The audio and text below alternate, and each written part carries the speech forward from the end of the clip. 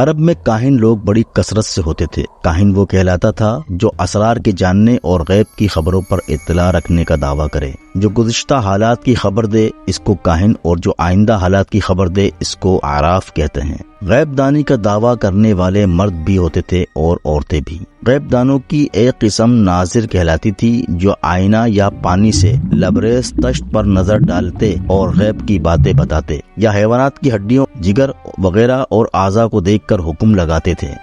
انہی میں طارقین حسی یعنی سنگریزے پھینکنے والے اور گٹھلیاں پھینکنے والے بھی تھے۔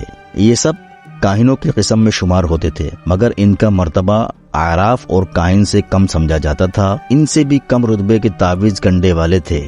تفاؤل اور تشاؤم یعنی نیک فالی اور بد فالی کے بھی بہت قائل تھے۔ کوے کو بہت منحوس اور موجب فراق سمجھتے تھے۔ عربی زبان میں چونکہ کوے کو غراب کہتے ہیں، اس لیے مسافرت کو غربت اور مسافر کو غریب کہنے لگے، یعنی کوے کے اثر سے جدائی اور مسافرت میں انسان مبتلا ہوتا ہے۔ الو کو بھی بہت منحوس جانتے تھے۔ ان کے نزدیک الو کے بولنے سے موت اور ویرانی ہوتی تھی۔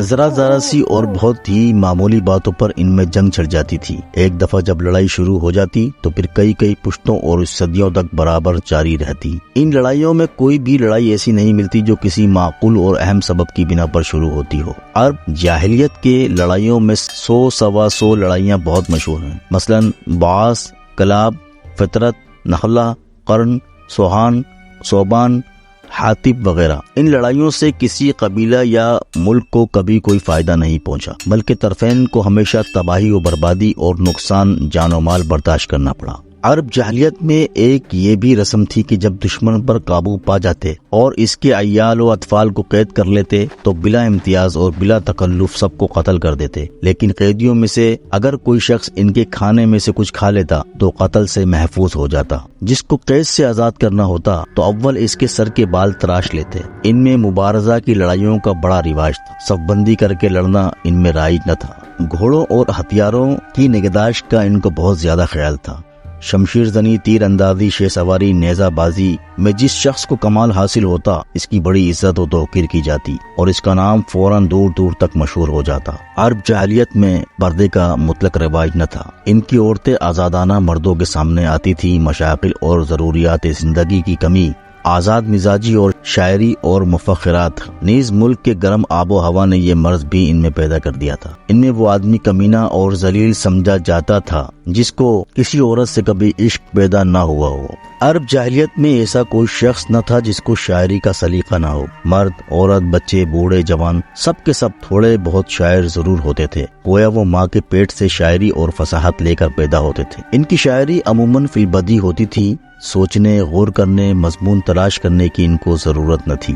عرب جاہلیت کو شکار کا بہت شوق تھا۔ وہ جس چیز کا شکار کر لیتے اس کا گوشت بلا تکلف کھاتے، خواہ حرام ہو یا حلال۔ بنی تمیم اور قریش میں دختر کشی کی رسم سب سے زیادہ جاری تھی۔ اس رسم دختر کشی یعنی بیٹی کو قتل کرنا پر وہ فخر کرتے اور اپنے لیے نشان عزت سمجھتے تھے۔ بعض گھرانوں میں یہ سنگدلی یہاں تک بڑی ہوئی تھی کہ لڑکی جب بڑی ہو جاتی یعنی خوب میٹھی میٹھی پیاری پیاری باتیں کرتی اور اس کی عمر 5-6 سال کی ہو جاتی، تب اس کو اچھے کپڑے پہنا کر سنگدل باپ خود لے جا کر بستی سے باہر، جہاں وہ پہلے سے ایک گہرا گڑھا کھودا ہوا ہوتا تھا، اس گھڑے کے کنارے پر اس لڑکی کو کھڑا کر کے پیچھے سے دھکا دے کر گرا دیتا۔ وہ لڑکی چیختی چلاتی اور باپ سے امداد طلب کرتی، لیکن وہ ظالم باپ اوپر سے ڈھیلے مار کر اور مٹی ڈال کر اس کو دبا دیتا اور زمین ہموار کر کے واپس چلا آتا اور اس طرح اپنے لخت جگر کو زندہ درگور کرنے پر فخر کرتا۔ بنی تمیم کے ایک شخص قیس بن عاصم نے اسی طرح اپنی 10 لڑکیاں زندہ دفن کی تھیں۔ بیٹیوں کو قتل کرنے کی اس ظالمانہ رسم سے عرب کا کوئی بھی قبیلہ پاک نہ تھا، مگر بعض قبیلوں میں یہ حرکت بہت زیادہ تھی اور بعض میں کسی قدر کم۔ عرب جاہلیت میں قمار بازی یعنی جوا کے بھی بہت شائق تھے۔ زیادہ تر ازلام کے ذریعے سے جوا کھیلا جاتا تھا۔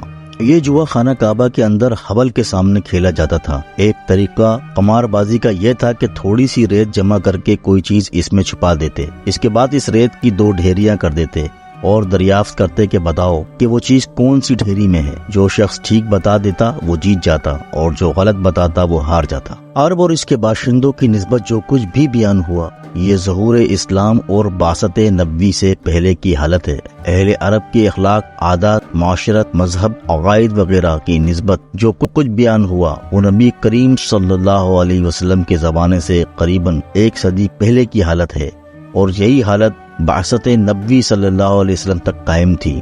دوستو آپ خود غور فرمائیں کہ جن لوگوں میں نبی صلی اللہ تعالی علیہ وسلم مبعوث ہوئے اور جو اسلام کے اول المخاطبین ہیں کس قدر پست اور ذلیل حالت میں تھے۔ پھر آئندہ اگلی ویڈیو میں ہم رسول عربی صلی اللہ تعالی علیہ وسلم کی تعلیمات اور اسلام کے اثر سے عرب کے انقلاب کا حال آپ کو بتائیں گے انشاءاللہ۔